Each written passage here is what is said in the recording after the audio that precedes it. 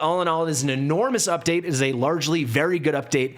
I am running out of breath. I'm sorry this video was so long, but I hope you don't scoff at it. And once you reach the end, you can see I went pretty fast. There's just so much. This is truly an enormous update. Folks, we are getting a huge update in Watcher of Realms. It is coming on Monday, July 28th. At the time of filming this, it's going to be about exactly 96 hours from when this video goes live.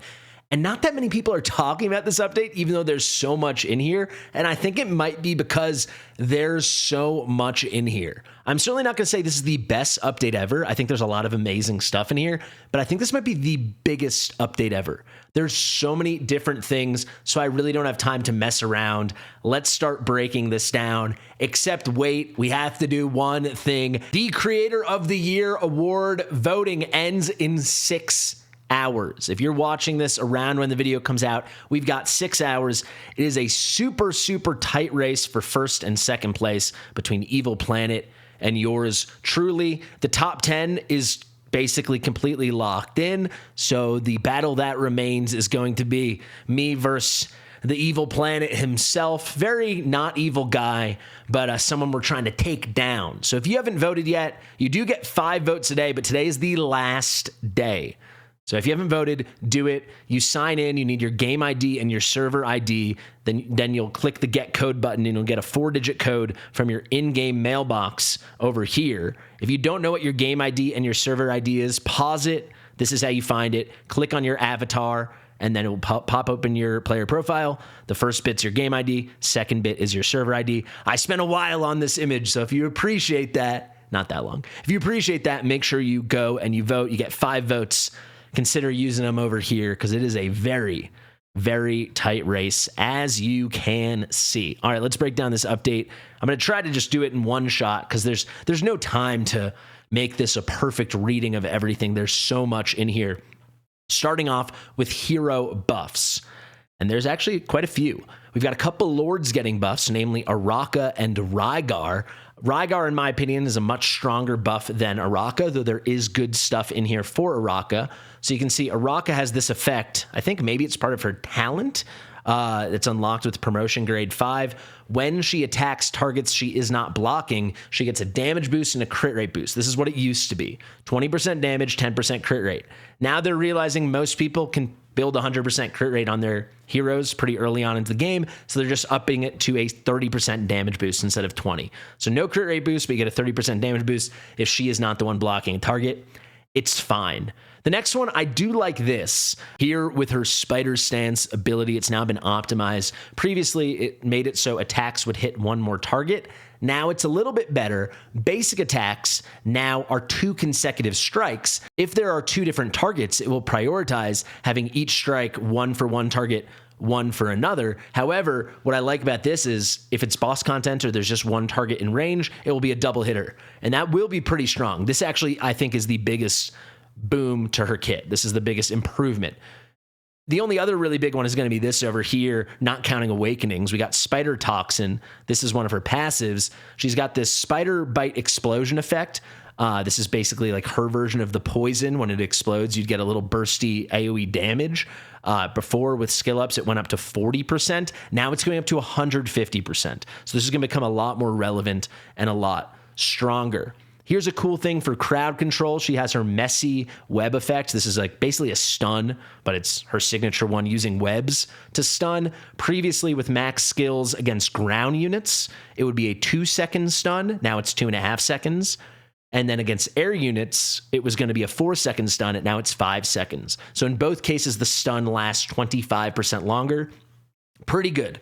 Without a doubt, she is going to be better. I think she's going to be a lot more deployable in everything but the very late and then end game. Will she operate well in end game?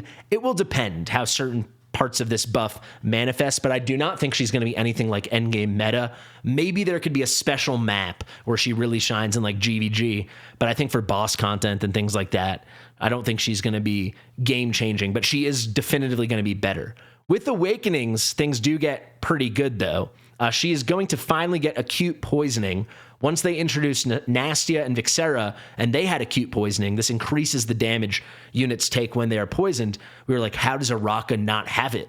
Right? She's got so much overlap with those Piercer Esotericist poisoners, and she obviously herself can poison.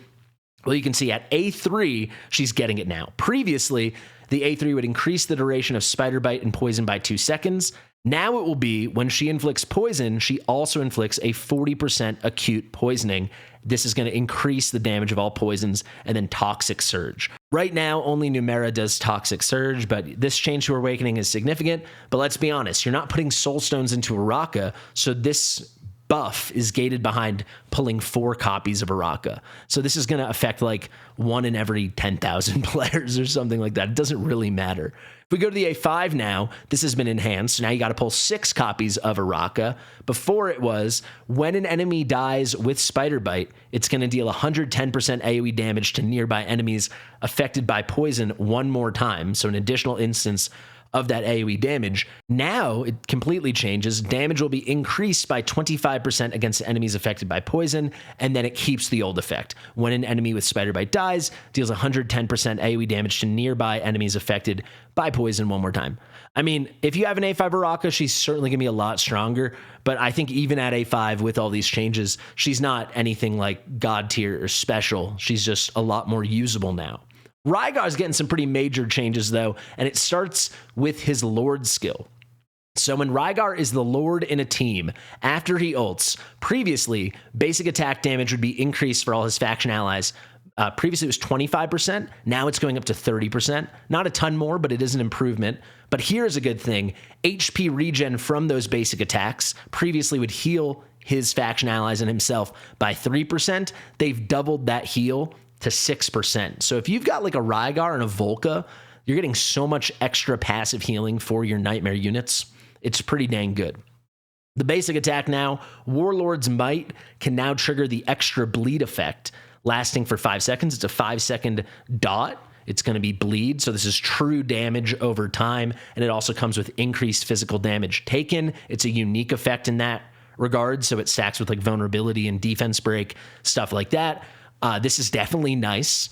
It's definitely powerful, but Warlord's Might is like his revved up basic attack. That can happen through his passive and his ultimate. There's an RNG component here. It will happen pretty frequently, but I wish it was more 100%, but without a doubt, it's an improvement. He has his ultimate here, Earth Shatter. There's a new effect that comes along with it now. His max HP will be increased by 30%. On top of that, the ultimate duration has been extended from 25 seconds to 30 seconds, and the cost has been reduced by 100. So the ult's a lot better, right? It's going to be a lot easier to use him as a tank. That was like something Tordor did a lot better than he did, because Tordor is a defender, he is a tank, Rygar is a fighter. But now if his max HP is getting increased by 30%, he already has good base stats. That's really nice with the ultimate. It's lasting a lot longer, and then it's cheaper to go ahead and use again. So this is actually quite a nice buff. We look at this effect here, his passive Brute Strength, Warlord's Might. All right, I actually caught myself and I misunderstood something, so I'm going to cut that out and I'm going to explain this properly.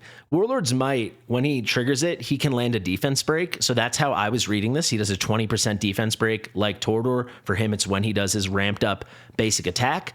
However, I thought this increase in defense penetration meant an increase in his decreased defense debuff, right? An increase in the defense break. No. An additional thing when he does Warlord's Might, he ignores some defense himself. That's what's changing here. So he'll hit harder, but it's not nearly as good as I thought it was, right? I thought he was doing a 30% decreased defense debuff on the target. That is not going to be the case. So sorry to skip ahead, but if we go to this A5, I thought this A5 was crazy because it says Warlord's Might gains an extra 10% defense penetration. That means he's ignoring another 10% of defense. So he's ignoring 40% defense with full skill ups. Remember the new version, it's 30% with full skill ups. But if that was a defense break, like a decreased defense debuff of 40%, it would be the strongest in the game. But that is not the case. His decreased defense debuff, say that 10 times fast, is still minus 20%. He just personally also has revved up penetration now, going from 20 to 30, and then at A5, 40. If we keep going, the passive here, Calloused Hands. This is a special effect that he has where it's on like a 70-second cooldown, and he has ways to chip away at that. But when it's not on cooldown, the first instance of damage he takes, he'll fully ignore. So it's like a nice moment of single instant tankiness.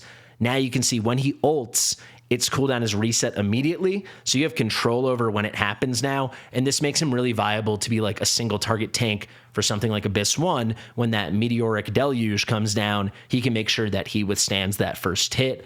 I do think he's going to be a lot more relevant now as your main tank. Is he going to be better than a Torador or an Ares? I don't know about that. He'll definitely deal more damage than those two, but I don't know if he's bringing enough other things. But certainly he can lead effectively a Nightmare Abyss 1 comp now. He already could, but he'll do a better job at it. We already talked about the Awaken 5, so let's go to the Awaken 1. Very simple. Earthquake, one of his effects, will deal 60% extra damage to the main target, so he's a little bit better for main target content, boss content.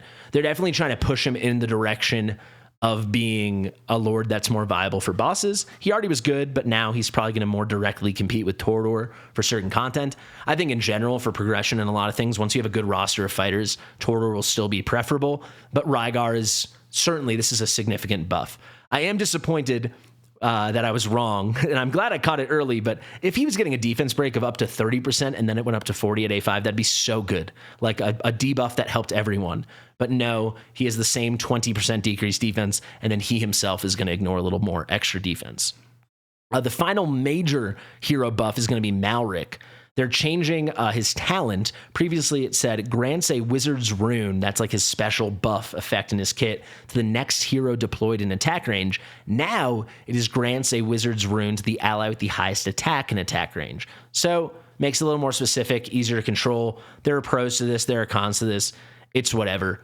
The best thing they're doing for him is his Awaken 1. So if you've pulled 2 Malric, his vulnerability he gets at Awaken 1.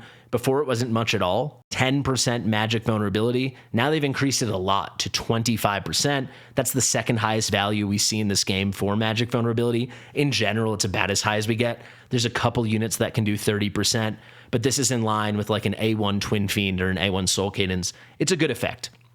If we look over here, Element Covenant, this is his Ice Storm AoE damage when he's in that Frost mode. The multiplier has been increased with max skill ups from 45% to 55%.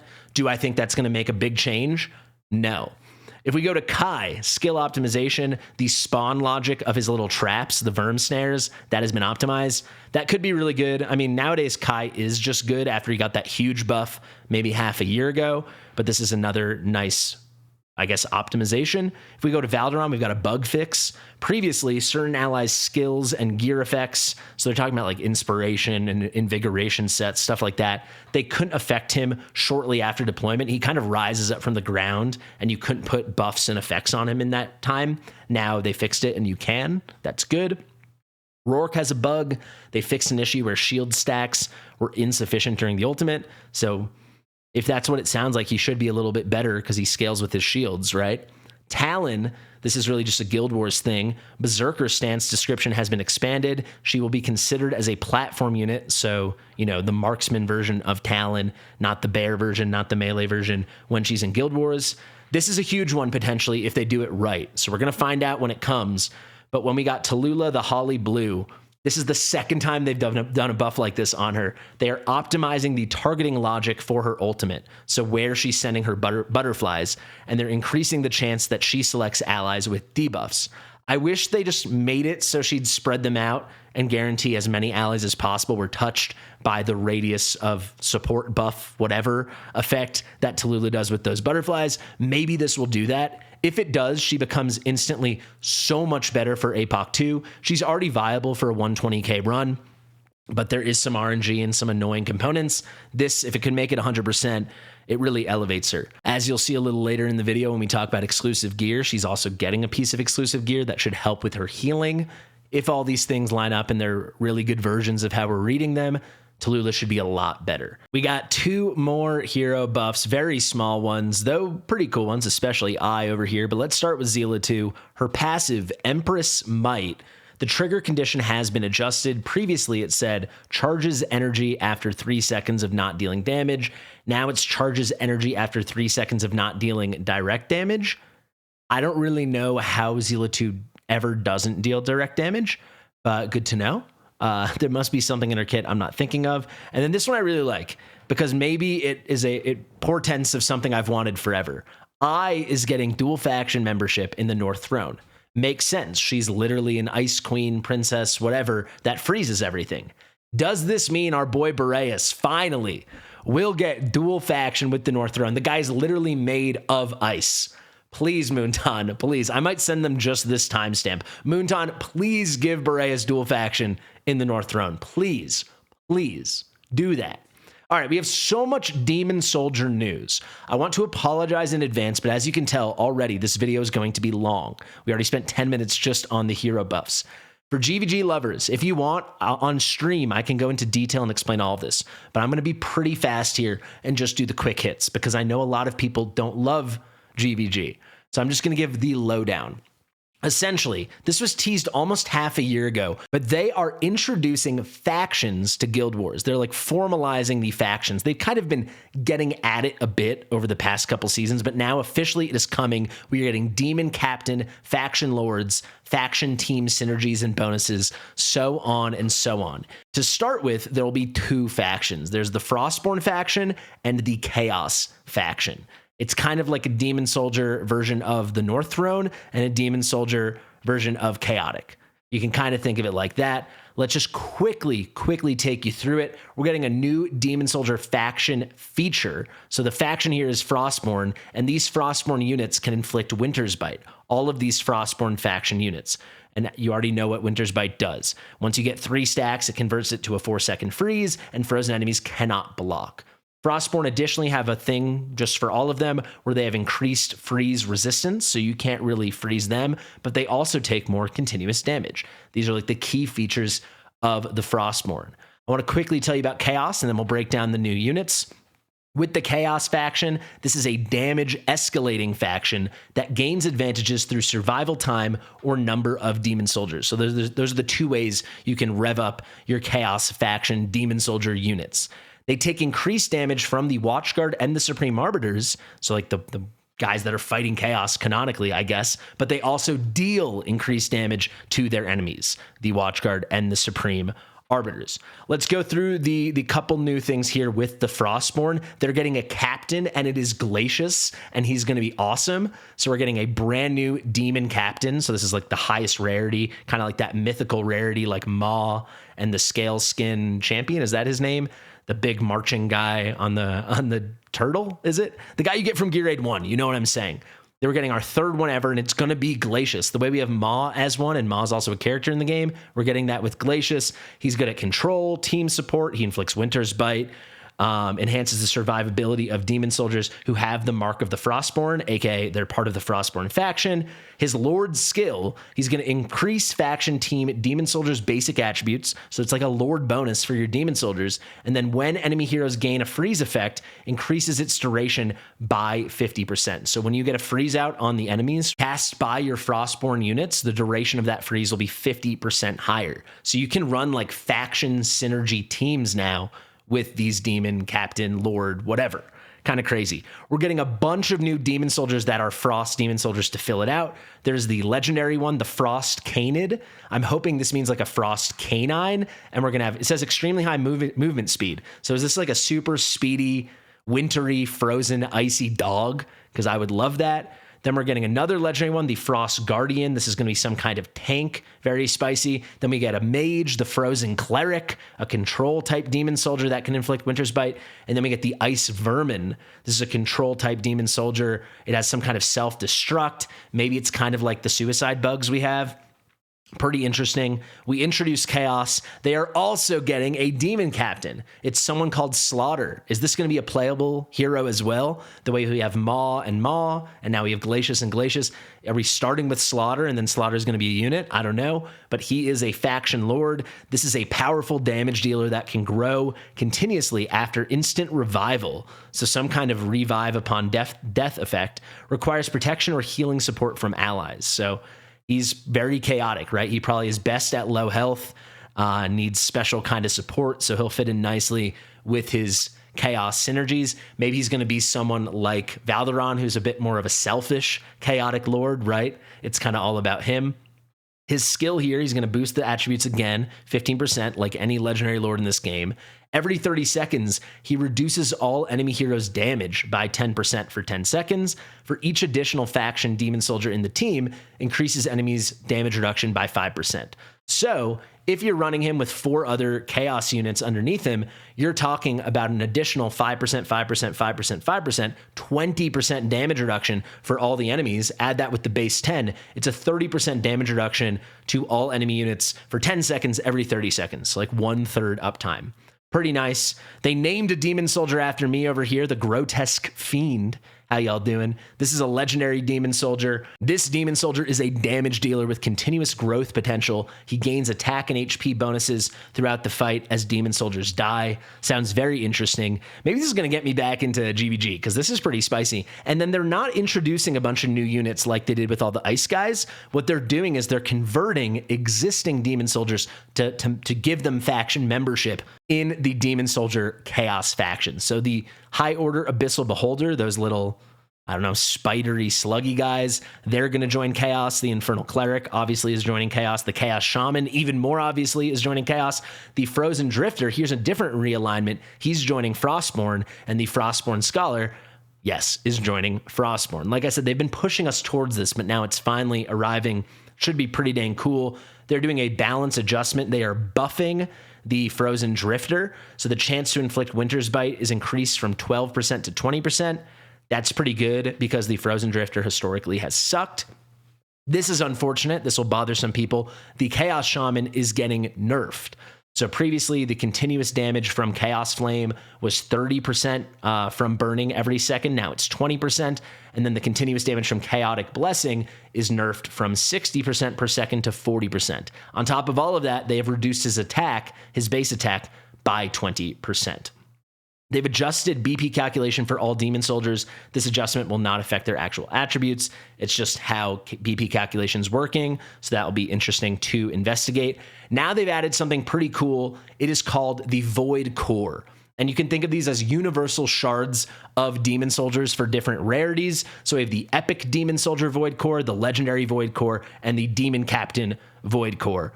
These will be, you can use them where you want to use them. So let's say you're only 10 shards away from getting your necromancer to 160 and get him to level 5. When you're at that point, going from level 4 to level 5, you can use 10 of these epic demon soldier Void Core. A very cool one also will be the demon captain one. I'm very close on Maw. I'm like 8 away from level 3 or level 4, whatever's next for me. So that's pretty spicy, right? These Void Cores, all of them, from Epic all the way up to Demon Captain, Mythic, Rarity, can be obtained from gear raids and artifact material raids. So more good stuff you can get while farming. And now this just explains what they all do. The Epic Demon Soldier Void Core, it's for upgrading Epic Demon Soldiers. They just substitute in for a shard. They repeat that for the Legendary. They repeat that for the Demon Captain. They've added something new. It's called the Mystery Demon Chest. This can be used from your storage, from your knapsack. Use it to obtain any demon soldier with a chance to get faction demon soldiers.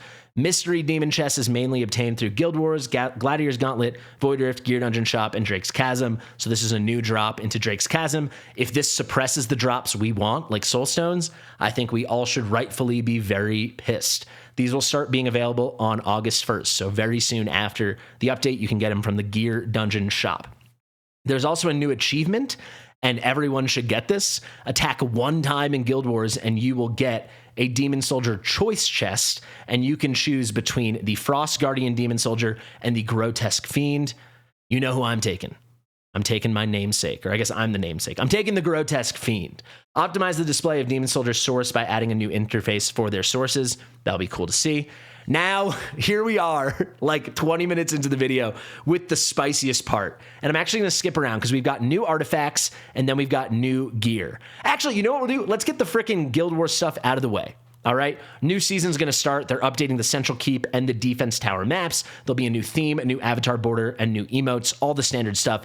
This is the big one. They're adding a Guild War Marshal system. So the guild leader and his vice leaders, or their vice leaders, can appoint 4 commanders that are marshals. So if you don't know, it used to be you could do 8 attacks every Guild War, then they reduced it to 5 to make it less. But the real hardos and the really good Guild War players want their 8 attacks back, so 4 members of every guild can do 8 attacks. The guild leader and the vice leaders will pick 4 people that get 3 additional attacks per war. The final thing, Central Keep HP per team has been adjusted. There's more HP now in the Central Keep. It's from 90 to 120, so it'll take 4 attacks if you nail your attacks to take one of those down. The Gladiators Gauntlet, these are the dates. You can pause and look if you want. These are the dates for Server 5. These are the dates for Server 6. Okay, so the reason I want to get out of the way, because we're getting really, really good exclusive artifacts, and we're getting really good exclusive gear. It's a lot of stuff. There are actually a couple changes to gear, but then we're getting all these exclusives. Look how many names that is. It is crazy. Let's start with the artifacts. Talon is getting an exclusive, increases her attack by 10%, and reduces the number of attacks required to trigger Overgrowth's enhanced attack by 2. So it's going to be 2 less attack. That is very good. In Berserker stance, basic attack restores 2% max HP, and triggering Ground Stomp, one of her melee effects, restores 10% max HP. For most, if not all content, I do anticipate that this is going to be Talon's best in slot. Really good.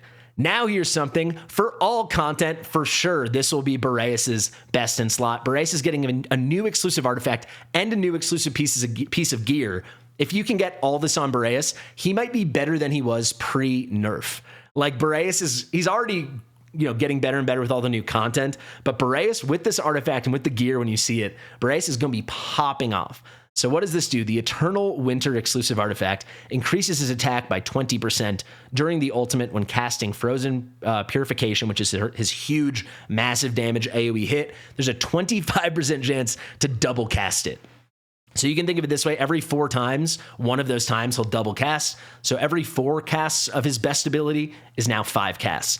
On top of that, it's getting the same effect a Tear of Twilight's going to give, 20%. At promo 5, this is 30. This is definitively his best in slot. Another really good one, Yuri, is getting an exclusive artifact. The Uzimo Relic increases her single target damage by 15%, and then Needle of Torment prioritizes enemies with the lowest HP to attack. So that annoying RNG of her ult bouncing around, especially if you're doing something like Arena or a very sweaty clear of like 3, 22, 23, 24, now it's going to go for the lowest HP. Doesn't seem like much, but it's going to be really good, especially in PvP, especially in anti-air Arena. And then I told you about Tallulah. I think maybe I said Tallulah was getting gear. I don't think that's actually true. Tallulah is just getting the artifact. Let me double check. No, she's getting both, baby. I knew she was getting gear. Tallulah getting a glow up.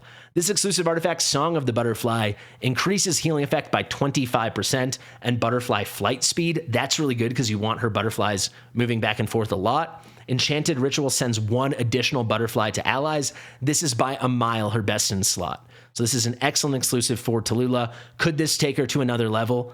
Maybe. Maybe with the piece of gear it could. We covered all the Guild Wars. Let's get into the gear. The first thing here sounds spicier than it is, but it's a step in the right direction. So they've added bulk enhancement. It's a new feature for gear where you can upgrade a bunch of gear at once so you can figure out what rolls well and what you want to sell. Awesome, except for now it's only from the auto fight reward screen and from the Gear Forge. So like when you're forging with Azor. Hopefully eventually this is from the general sell screen. So Moonton, if you're watching, please add that. But it's a good start. Any gear can be selected from your auto fight screen or your Gear Forge screen to bulk enhance. It stops when all the gear reaches the target levels. So you can say bring them all to 4, bring them all to 8, bring them all to 12, bring them all to 16. Or it will stop if you run out of gold. They've optimized the artifact storage sorting by rarity and enhancement level. We really like that. So you're like, which piece has actually been enhanced? Like, what did I put augmentation gems into? And now, the exclusive gear. And these are so good. So let's start with Zaris. The first use of Enslave summons 5 souls of the Dam. I don't know if this is 5 total or 5 additional. Either way, it's a very nice improvement. Zaris is a kind of unit you want to cycle on and off anyway. So the first deploy, he's just a beast. Super, super, super good. Let's go to Zealatu now. When Empress Might triggers, increases Zealatu's attack by 8%. Empress Might immediately reaches max stacks, which revs up the attack. This is definitely good. If we go to Xena, upon first death, Xena's initial redeployment time is reduced by 15 seconds. I believe this counts taking her off the field and retreating her, because typically in this game they count that as a death. That is huge. So the first cycle back of Xena is going to be very fast. Xena's already like insanely OP when you can use her. This is going to be major. If we go to Boreas, during Eternal Ice Haven, So this is his ultimate. The Frozen Purification deals damage with 10% penetration. So now Boreas, during his ult, when he does his hardest hitting move during his ult, he's ignoring 10% of the magic resistance. Boreas is getting a crazy glow up. Twin Fiend has an exclusive piece of gear. Each meteoric shower from Meteoric Strike restores 3% rage, so he's going to be cycling a lot faster, especially if you have his exclusive artifact already, has been out forever, but that gives him extra meteors, so he's going to really rage cycle quickly. Should be really good, especially for general progression in like Guild Boss 1. We'll see about other things. Beatrix, if she wasn't buffed hard enough with her hero buff a few months ago, now she has her exclusive piece of gear will increase the max stacks of Spirit Drain by 4. That is phenomenal. Tallulah has an exclusive piece of gear. After Enchanted Ritual is activated, her ultimate, all Forest Spirit effects now heal adjacent allies once with a 100% burst multiplier. So they're trying to make her a better healer. I hope it's enough, because right now Tallulah can't solo heal any difficult content. Hopefully this and the artifact and the little optimization buff, hopefully Tallulah is going to be what she should have been from the beginning. Now here's one that is crazy. So I hate Allura. Kai was my least favorite hero and they buffed him. With Allura's exclusive gear, they're effectively buffing Allura. Her DPS is still going to mostly suck, but she's such a good hero now. Like, this is crazy. So previously she's invisible until she ults, and for the duration of her ult, she is not invisible. Now she is always invisible. Permanent invisibility, whether she's ulting or not. And additionally, whenever she's invisible, she gets 6% increased attack. This is from an exclusive piece of gear, not an artifact. She's always invisible now, so it is a permanent attack boost. This solves a lot of her problems where her DPS was not good enough. Now she's just getting an extra 6% attack, and she is permanently invisible. Huge glow up for Allura. Here's someone else I have a complicated relationship with, Anai. This is very good, and I actually need to test this out to see exactly how it works. Anai now increases all burning damage by 35% when she is deployed. Is this all burning damage dealt by Anai, or is it all burning damage period? Because if it's period, Anai just got very relevant in Guild Boss 1, like all over again, and she already is top tier for Arbiter of Frost Codex. Now she is God. Like her and Soul Cadens and Hex and Phineas or whatever it is, she becomes God. And my favorite character in the game, the Beelzebub, Lord of the Flies, he is getting an exclusive piece of gear, Plague of Ruin from himself and his summons. This is his like bursty control and DPS effect, now double triggers whenever it happens. So it's just better. All of these exclusive pieces of gear are really good. It's a step in the right direction. We do have some stinkers. Shout out to Elwyn, shout out to Constance, but this is really good. United Front. The rest is going to be a lot faster, guys. So starting from the next United Front, they've made a few optimizations. First off, they've adjusted the number of United tokens obtainable per stage. Is it more? Is it less? They are not telling us. Number 2, United tokens will no longer be cleared after an event ends because, United Front comes and goes. It will roll over to the next period. That is very good. And then finally, they've shortened the time to match with a defense assistant. This is the AI. This is the CPU playing along with you. That is after your matchmaking time's out. So you won't have to wait as long to get into battle, whether you're with a real person or not. The Honors Gauntlet is getting optimizations as well. The points gained and lost logic has been changed, and they've optimized the matchmaking rules to help commanders find more evenly matched opponents. I sure hope they did. Cool stuff going on with Tower of Deception. They're changing challenge modifiers for this next cycle for every stage up to stage 30, every boss stage, so 5, 10, 15, 25, and 30, and then all the hidden chambers that go along with it. It will take effect after the mode resets after this update. And then the second thing, the hardest content, Hidden Chamber 7 and Stage 35, they have reduced the skill frequency of the boss, so it's hopefully going to be a little bit less punishing, and the overall challenge difficulty will have been reduced. A bunch of other at the end, let's see how fast we can go. They're adding a new material to the game called Arcanum Crystal. This can drop from Gear Grade 1, 2, and 3, starting at Stage 16 all the way up through 24. This will be used during gear enhancement, so when you're using gold to bring up the level of your gear, and it guarantees the enhancement is a success. So it saves you some gold. Next up, one of the biggest things in the whole update was hidden at the end. When you dismantle ancient mythic or variant mythic gear, now there's a chance to get shards of an advanced gear recasting hammer. So as it stands now, the hammers will re-roll the values on all the substats, but it's only usable on non-ancient and non-variant gear. That is no longer the case. If you can get your hands on one of these ancient recasting hammers, you can recast ancient mythic and variant mythic gear. So time to look for ancient mythic and variant mythic stuff to break down and get some shards. Maybe there'll be other ways to get this. We'll have to see. Added Honors Gauntlet and Tower of Deception related achievements. So hopefully we get a bunch of goodies if we've already beaten them retroactively just upon logging in. Item preview to see the cost and what you're actually getting in the Apex shop. Titanic Ruins and Drake's Chasm can now drop trial keystones, so Malric keys. This is good as long as, again, it does not take away and lower further the chances to get soulstones. Otherwise, we riot in the streets. This is a really good one. Tower of Deception, quality of life.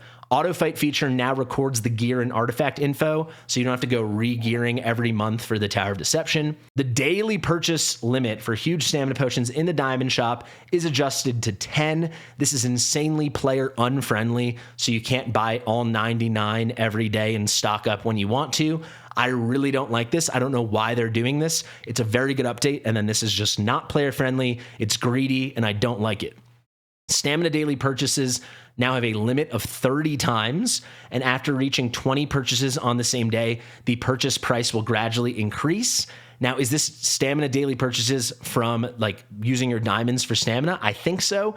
Is it from the Dwarven Association? Probably not, but it could be. Again, insanely player unfriendly. Why are you making it harder for us to get the stamina we want? Really don't like this.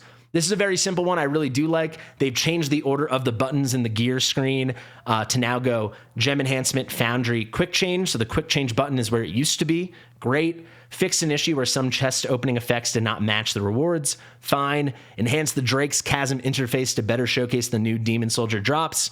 Fine. And then some hero tag optimization. So the tags next to the heroes' names. Again, fine. Some bad stuff at the end, but all in all, it is an enormous update. It is a largely very good update.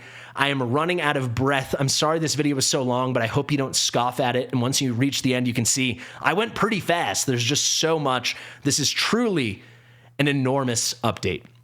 Guys, thank you so much for watching. Remember, if you have not yet voted, please do. Let's do a little refresh at the end here and see how are we doing. We are winning by just about 450 votes. That is not going to cut it. This is any man's race. If you have not voted, the link will be in the description in the top and comment. Please do. At the time of this going live, you'll have about 6 hours to vote. Please vote. Thank you so much for all your support. Share with your mother, and I'll see you real soon. I'm going to go get a glass of water. Bye.